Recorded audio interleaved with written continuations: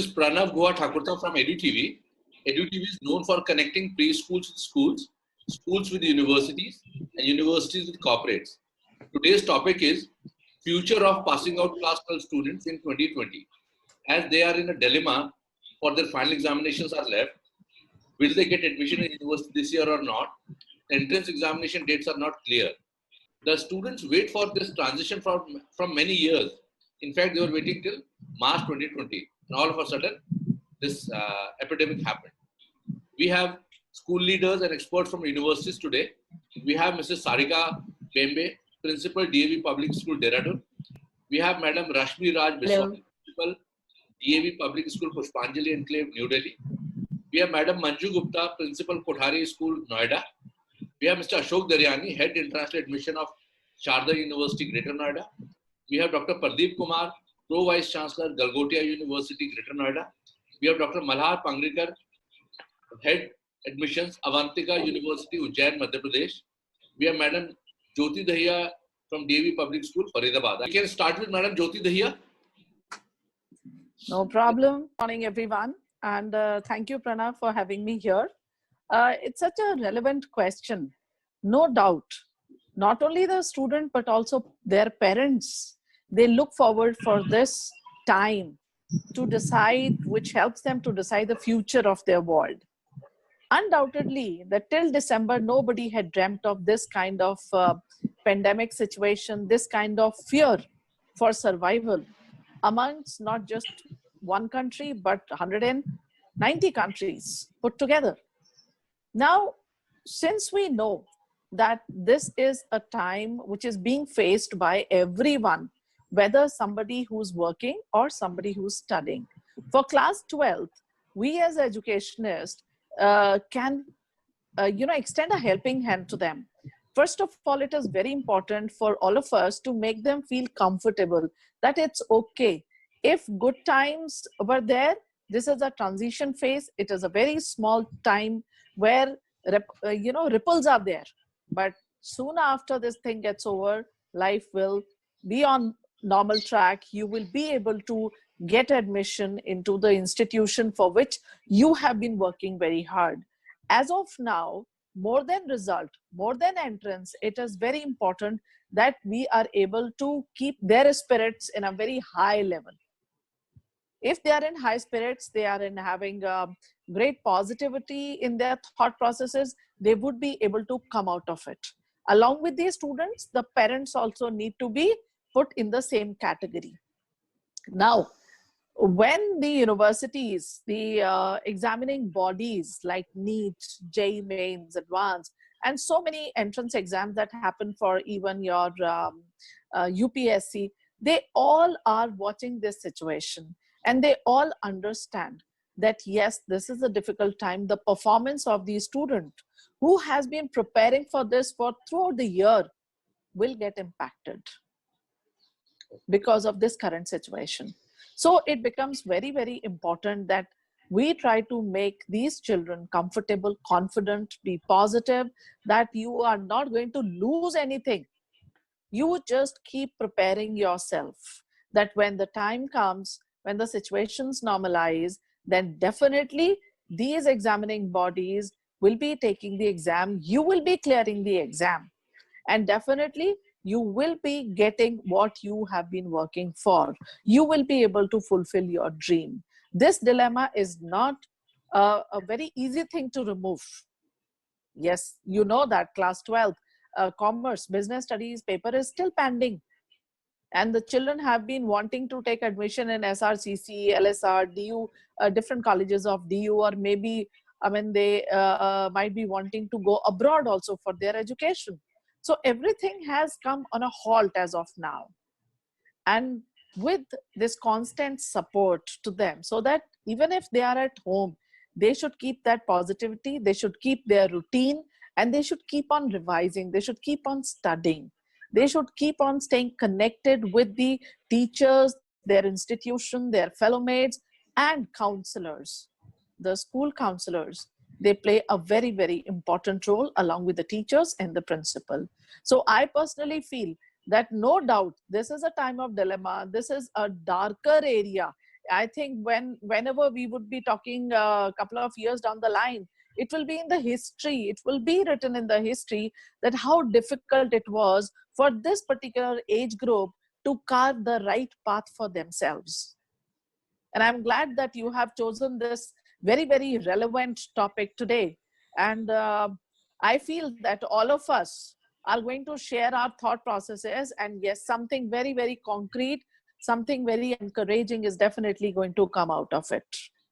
Thank you very much, Pranav. Thank you. Yeah. Madam Sarika, your views. Okay. We are passing through testing times, no doubt about it. And for these children who were actually on the brink of thinking about a new career and engaging in a new pattern of lifestyles, this really has come like a bolt from the blue, and every one of us is left thinking how to manage the things in the near future, because the future is looking bleak, though I do not believe that it is going to be bleak. Yet I feel that children have to be focused about keeping their morals high and thinking that things will turn out to be in their favor and everybody's favor. Parents are going to play a big role in this because everybody is at home, and use this time to increase the softer skills of the child to be able to adjust to any sort of an emergency, because the near future is predicting a lot of emergencies. And I think so we should be more prepared for that, and to be able to be more skilled to take up any situation.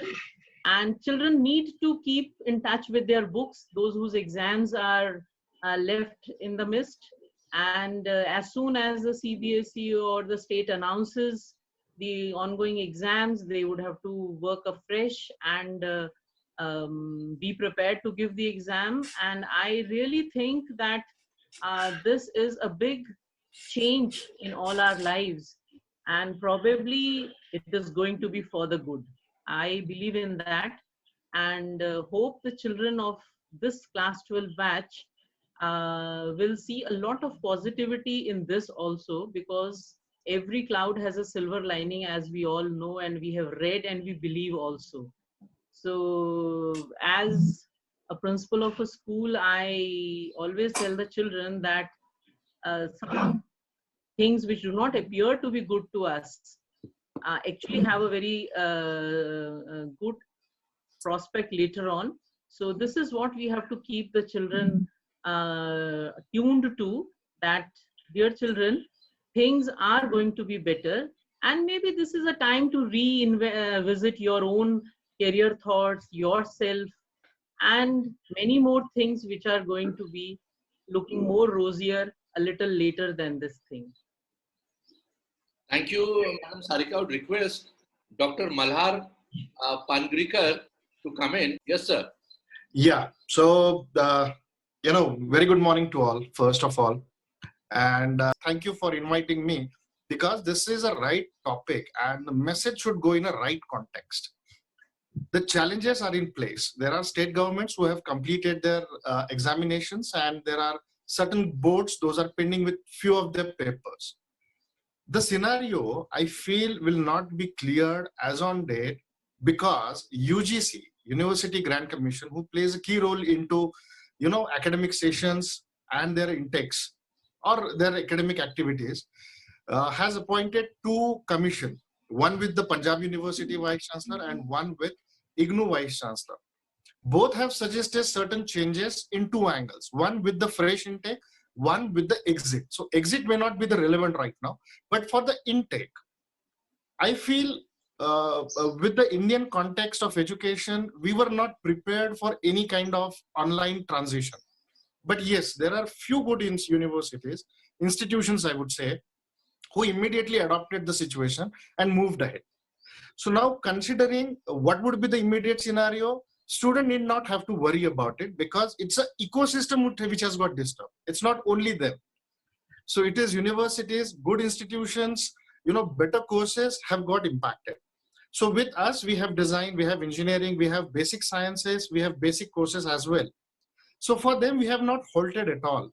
So we have asking people to go study, go for some prerequisite learnings, how they can prepare themselves. I understand 12th is more important than any other aspect. But if you keep thinking about one thing, right, it will have a great impact on your thought process complete. So let us dilute that. So there are a lot of good courses in terms of NLP, which keeps you engaged, which helps you how you can, monitor your own thoughts. And NLP doesn't need any qualification. It's just a meditation style, how you communicate to yourself. So if student starts it from today, in a longer run, I think that will be more helpful. So, there are skilling areas for students, whatever their areas are, as rightly pointed out by two of my senior members in the system, stating that it's very good time that they can really rethink about what they can do about it. As it's very clear, every industry across the globe will have changes in their operations and their skill requirements. It will not be the same as what we had anticipated. Yes, it will remain same on certain lines, but people will encourage on different aspects. I feel data analytics, even if it is at graduation level, analytical thinking, critical thinking will start playing a good role at graduation point of itself. So students, if they have good time, they can start working on that part. Absolutely nothing to worry. Government, as far as Indian government is concerned, they are keen to start at least an online level, because with our internal 4 universities, we have decided to start, academic curriculum by online itself. We are getting equipped in 1 month so that our scheduled academics will not be disrupted or distorted. So we have decided that for our existing or even for new freshers, because we have our IB school, and IB school, we get international students.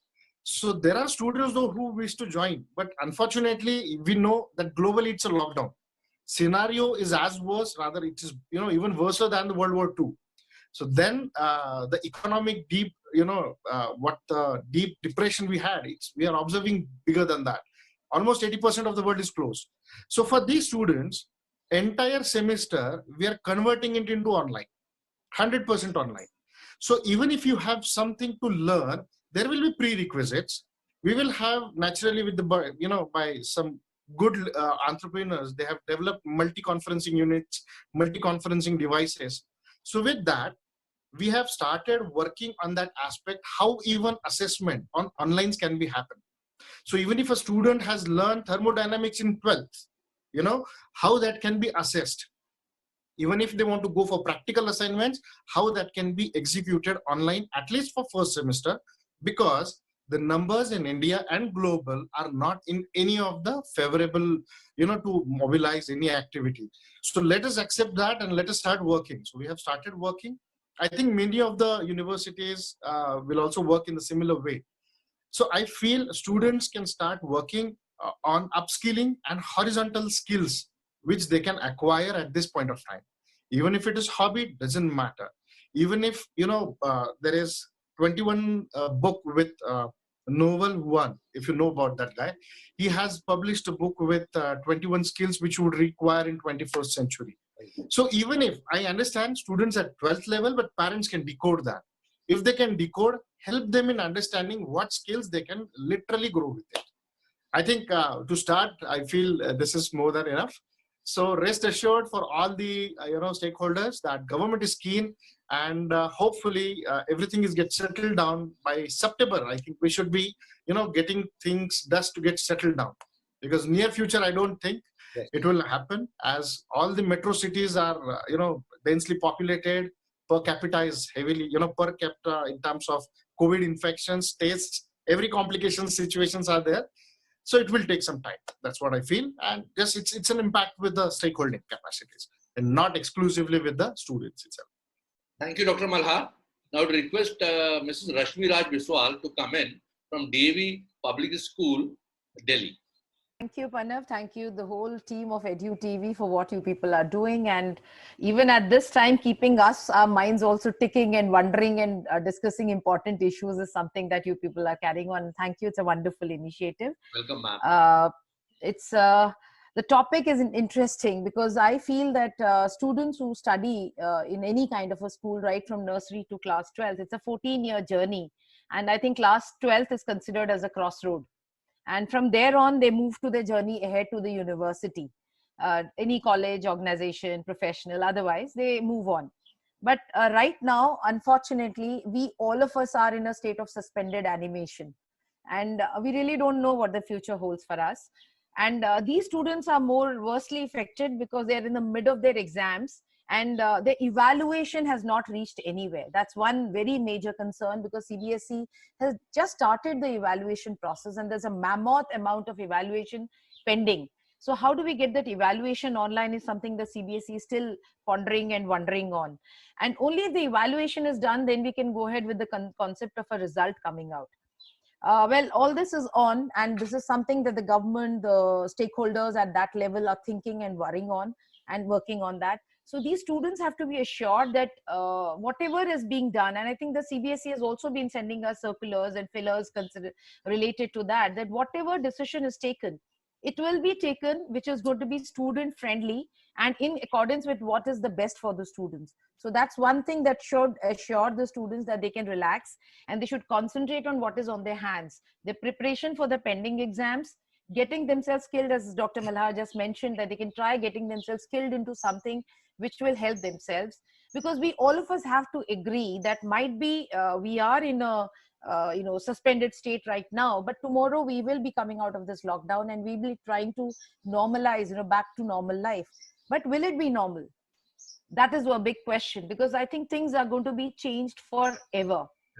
If universities and schools were not prepared when the syllabus was not in accordance with an online dissemination of knowledge, I think we are getting the time to change over to that format now.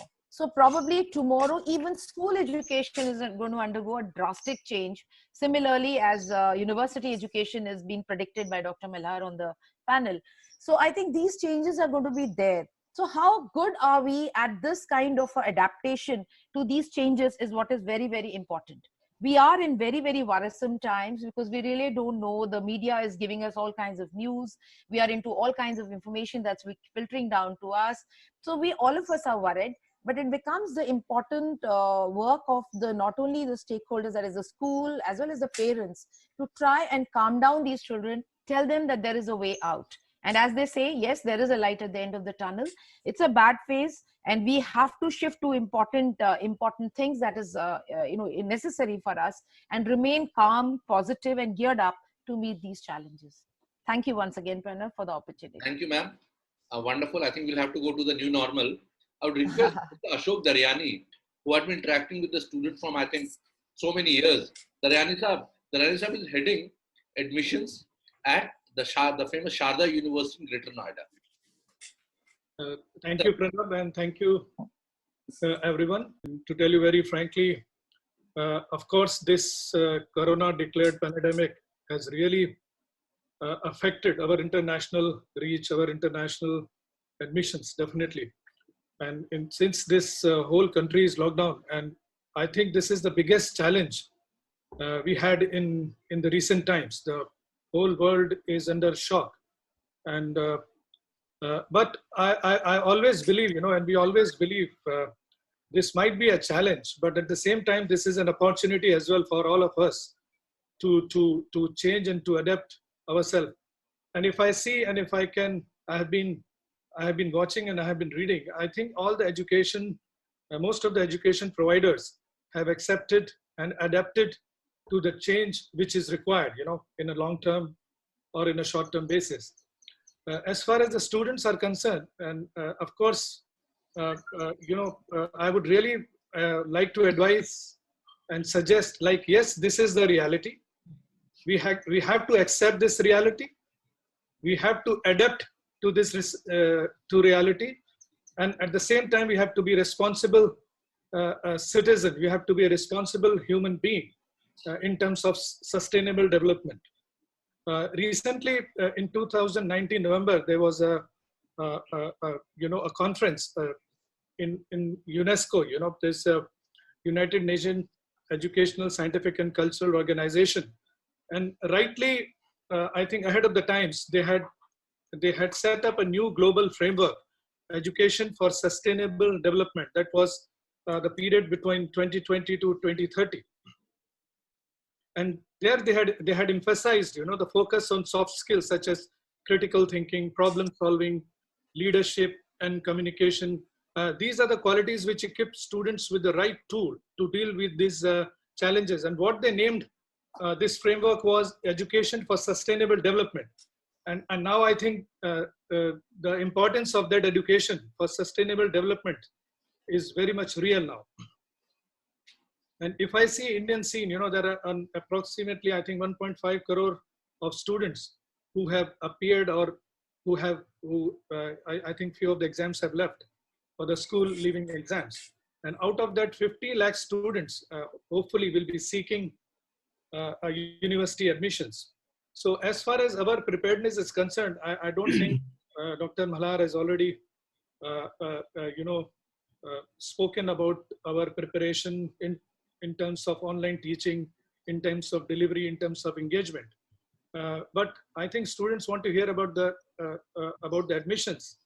On that, I would say, like we at Sharda University, we have already gone nearly 100% online, whether it is a teaching or it is an admission process. And I would like to inform the students, like we have also started taking provisional admissions, keeping up the present scenario. Whosoever has, left one or two exams or who is waiting for the results, we have started taking all online process in terms of applications, in terms of counseling, in terms of interviews, and we are taking provisional admissions on basis of their maybe 11th, mark sheets or probable marks which they might get. So in that process, as a education providers, as a responsible education providers, yes, we have our admission process on as it was before. So student doesn't have to worry about a loss of a session, which is definitely not going to happen. As Dr. Malhar said, there were two UGC committee which were set up, and unofficial outcome of that, because they had submitted the report on Friday, and hopefully next week the guidelines will come. So there were two clear, I would say, unofficial findings or unofficial suggestions that session as a university might be delayed by 2 months. Usually we start in July. So not that will happen in August. Of course, this is a suggestion, the universities are wise enough to take their own stand and own decision. And second was, of course, it was a divided mandate of taking online examination, So what they had suggested, maybe in July, we can, that is an exit mode, which Dr. Malhar, mentioned. So as far as the exit, we can take exams in July or maybe, whenever or before August. And August, I think hopefully many university might start the session in July in online mode, on provisional admissions, and still they can start by July. So what I understand, yes, this is a challenge, and we always believe that every challenge has a solution, and every solution has an opportunity. So in which was not happening in so many years, has happened in a couple of months. I'm sure all the education providers and all the, especially the principals and the higher management, we were trying hard to be online. We were trying hard to give online assessments. And now this has automatically happened. So, so I would suggest, we have to keep the students engaged. We have to keep the students motivated, and also adapt and new technologies which are available in abundance. We don't have to reinvent the wheel. There are so many edutech companies. There are so many free portals. There are so many classes available. Only we have to integrate and customize according to our needs. So I think we'll take this challenge as an opportunity, and we will, like our gross enrollment ratio of a university, which is 26%. Basically, this is the ratio of the students between the age of 18 to 23 who are into higher education divided by the total number of population between that group. So which is 26%. And if you want to be a developed country, it should be minimum 50%. I think this is an opportunity to increase our outreach, to increase our online learning. So more and more, as our Ministry of HRD, vision statement of higher education is, or for education is to increase the equity, access, quality. So this is a time where we can all come together and deliver a good, affordable, accessible, quality education. Thank you. Thank you, sir. I would request Dr. Pardeep Kumar, who is the Pro Vice Chancellor of Galgotia University, to come in. Welcome, sir. Good morning, all the members in this panel, and special thanks to Pranav, Tanya, and entire education team, EduTV, for organizing this kind of webinar. Almost everything is covered by the experts available here, but I have 2 or 3 points to add on. At Galgotia, as we see, we convert all the adversities into opportunities. So I see the positive side of this. Number one, the number of students who are thinking abroad, going abroad for higher education, almost 15 to 20 lakhs. So I think this will be dropped, and almost 70 to 80% will stay back in India and will enroll themselves in Indian universities. There's a big take out of it. The second is, I believe the students will be getting, after this COVID-19 in our universities, say in the month of September, hopefully we're starting. So I will see the change in the students' mindset, because the 3-4 months will teach them a lot. Now the students are having habit of self-learning. It was not there. We talk about any competitive examination at this time, all the coaching institutions are full, students going there and mugging up all the things. But now the students have developed self-learning, and they are preparing themselves on the basics for the fundamentals available, the books, and also on the social sites. There are different platforms, education platforms are also.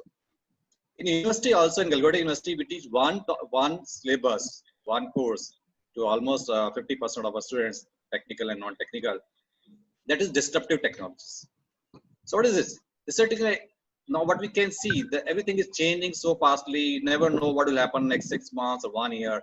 So this disruptive technology basically teaches a student that how we can adopt when a change in technology is there, the change in environment is there, something which is beyond your control, then how can you adapt yourself? So that kind of problem solving skills, disruptive technologies, and also the readiness to prepare yourself, the self-learning, these changes will be now available with the students who are coming to the universities for this year. Secondly, we are seeing the trend, the India, you can say the India has saved from COVID-19 in a big success way. So the countries, neighboring countries, the students will be coming to India. Nepal, Bhutan, and other neighboring countries also students will be coming to Indian universities for getting admission. Now the challenge with us is now we have to equip ourselves as far as technology is concerned. Now the last 2-3 months, everybody is working on online, different platforms we're using, but there are some still challenges. The challenge is the infrastructure. Why the UGC has not recommended the online test? The reason is the infrastructure is not there. The student was sitting in the villages. They don't have the bandwidth. They don't have the laptop with the availability of the bandwidth and other things. So these are the challenges which are there. So as a educationist, as a technology people, we have to find a solution. How this technology is available to all the students who are a part of our university system, that we need to think. Similarly, the other positive outcome which I see is the faculty development. Now, last 2 months, everybody from school level to university level, every faculty member has given his or her 100% to change the teaching learning system. So earlier, nobody was using these kind of teaching processes. Now the teaching learning process has changed. The best of the material available on all the portals, the web portals. So we have to compete, as a faculty have to compete. How my lecture, how my delivery is effective. So the student come to my class. So that is a big challenge now. So a lot of learning to faculty also, and the promoters, they have to pump a lot of money in educating and training our staff faculty members, so that the next generation, the next coming years when the students are coming to us, they expect now. I think maybe by 2030, the contact hours will be hardly 20 hours per week for a student. So remaining 10 hours, it will be optional. You go and have a online teaching, on online self-learning. So the universities have to adopt the system. Even the government of India is encouraging. The SWAYAM, NPTEL, and Coursera, there are so many platforms available where we have the freedom. In a university, we give the freedom of 3 credit or 6 credit. You can, instead of choosing a classroom course, you can go and have this SWAYAM NPTEL course. You go there and learn and give your examination. So we'll match the credits with our existing syllabus. So this change, I think, is a positive. But we have to prepare as a faculty and the student also, and to come on the expectation of students. The students are very smart. They expect a lot. They are getting all kinds of information from different sources. So we have to really work hard so that a meaningful teaching learning process through online is possible. Thank you. Thank you so much, sir. Now I request if anyone has got some cross questions from each other. Each one of us have very nicely put up the queries.